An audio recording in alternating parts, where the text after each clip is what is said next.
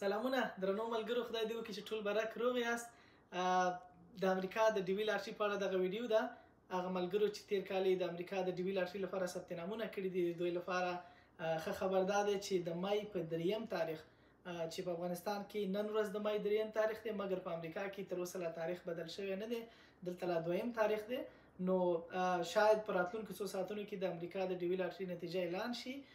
د دغې لپاره ما غوښتل تاسو سره دغه خبر شریک کړم.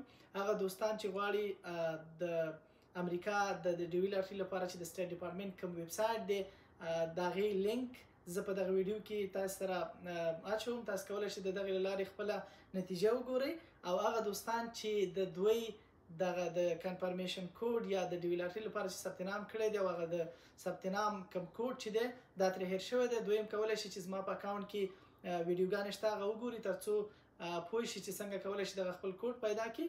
او بل ښه خبردار چې دا ځل یعنې سږ کال د امریکا د ډي وي لاټري کوم پروګرام چې دی د دوی لخوا نه د افغانستان لپاره څه هم د نورو کلونو په څیر یو څه زیات دی، نو تقریبا 3800 خواوشا نفر دا ځل صرف کیږي.